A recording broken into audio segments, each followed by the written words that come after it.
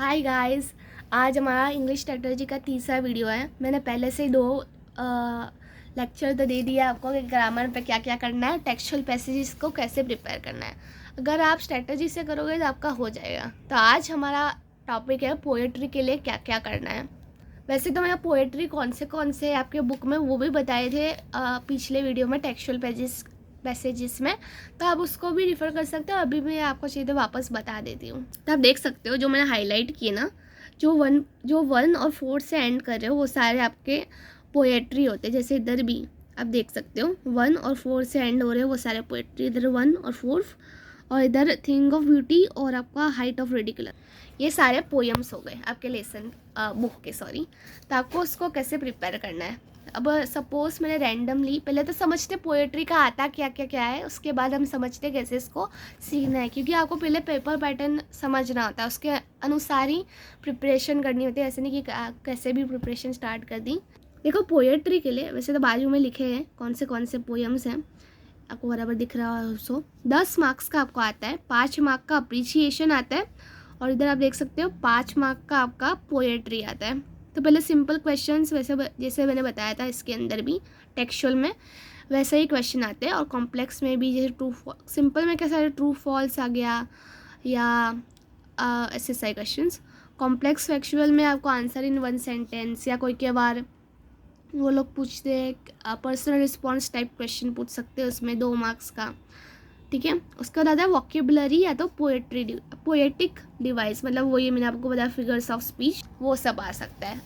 अभी इसको लर्न कैसे करना है, कैसे सीखना है पोएम्स को, वो बताऊंगी। अभी मैं कोई भी एक रैंडम पोएम का एग्जांपल ले रही हूँ, उसके अनुसार ही आप बाकी सारे पोएम्स पे भी जा सकते हैं। जैसे मैंने एग्जांपल ले दिया where the mind is without fear, तो पहले आपको एक बॉक्स दिया आता है, ये वाला बॉक्स जिसकी मैं बात कर रही थी, इसको बस पढ़ लेना है। ठीक है, तो मैंने देखा कि रविंद्रनाथ टैगोर नाम है और इस सब उन्होंने कुछ तो किया है अपने लाइफ में। ठीक है, तो आपको उसका कुछ वर्ड्स आपके अप्रिसिएशंस में भी हेल्पफुल रहते हैं। भी ये काम हो गया, मैंने ब्लू बॉक्स को पढ़ लिया। उसके बाद नीचे पोएम दी होती है। वैसे मेरे बुक में मैंने बहुत सारा अंडरलाइन किया है, वो सब किया है, तो उसको प्लीज़ इग्नोर करना। तो अभी मैंने पोएम देखा, जैसे मैं आपको दिखा, प्लीज़ इग्नोर करना बाकी सारी चीज़ें। ये सारी चीज़ें हैं पोएम की, मैंने पढ़ी। भी पोएम में सब डायरेक्टली नहीं दिया होता है, थोड़ा इनडायरेक्ट वे में दिया होता है। जैसे where the mind is without fear and the head is held high. अभी आप पहली बार पढ़ोगे तो आपको कुछ समझ ही नहीं आएगा, तो उसके लिए आपको क्या करना है, यूट्यूब पे बहुत सारे लोग ने लेक्चर्स बनाए होंगे डिटेल्ड, आपको जो भी टीचर अच्छे लग रहे हो उनसे समझ लेना पोएम का क्या मतलब है। तो मैंने समझ लिया पोएम का क्या मतलब है। उसका आपका डाइजेस्ट में भी वो लोग सिंप्लीफाई वे में देते हैं। जैसे ये वाला पोएम भी समझ लीजिए, where the mind is without fear. मैं एक मिनट, इसमें नहीं दिया है, मतलब कोई डाइजेस्ट में दिया होता है कि 2-3 सेंटेंसेस होते हैं, उसके बाद उसका मीनिंग 8 से 9 लाइन में वो लोगों ने एक्सप्लेन किया होता है। तो अगर आपका डाइजेस्ट में है तो अच्छी बात है, नहीं है तो कोई बात नहीं। अगर आपका इतना काम हो गया, मतलब आपको पोएम का भी क्या बताना चाह रहे हैं वो समझ आ गया, तो उसके बाद क्या करना है आपके, जैसे टेक्सचुअल पैसेज में भी बताया था, साइड में जो ब्लू लाइन होती है उसमें बहुत सारे क्वेश्चंस दिए होते हैं। जैसे इधर है, what does the poet pray to the Almighty for, what are the reason and that habit compare to, ऐसे बहुत सारे आपको दिए होते हैं आपके पोएम्स में। उसका नीचे मीनिंग्स भी दिए होते हैं, मीनिंग का सेक्शन भी होता है, जैसे आप देख सकते हो सारे मीनिंग्स दिए इधर, तो आपको वो भी पढ़ना है, क्योंकि कोई बार ये मीनिंग दिया होता है आपको, ये वर्ड ये पोएम में से ढूंढने बोलते हैं, तो वो काम भी हो गया। उसके बाद आपका एवरी लाइन जो है ना पोएम का, उसमें कौन सी फिगर्स ऑफ स्पीच यूज़ हुई है वो भी आपको समझ के लेना है, क्योंकि आता है एग्जाम में आपको रैंडमली एक लाइन देंगे, उसके बाद बोलेंगे कौन सी फिगर्स ऑफ स्पीच इसमें यूज़ हुई है।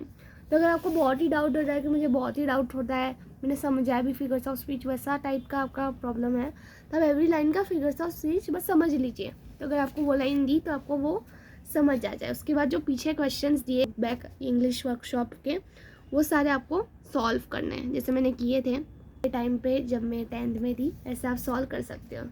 उसके बाद सबको टेंशन होता है कि अप्रिसिएशंस में क्या करें। वैसे मोस्टली जैसा बोलना तो नहीं चाहूँगी, बहुत सारे डाइजेस्ट में उसका जो फॉर्मेट दिया होता है ना वो रॉन्ग दिया होता है।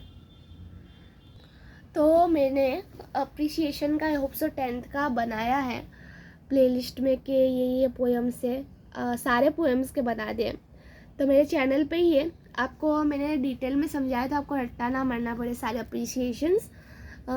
उसका फॉर्मेट क्या कैसे लिखना है, उसके बाद एवरी पोएम का अप्रिसिएशन दे दिया है, तो आपको उसको आपके अपने नोटबुक में लिख देना और उसको लर्न करना है मेरे वीडियो देखने के बाद। तो आपका अप्रिसिएशन का टेंशन जो सबको होता रहता है ना, वो आपका सॉल्व हो जाएगा।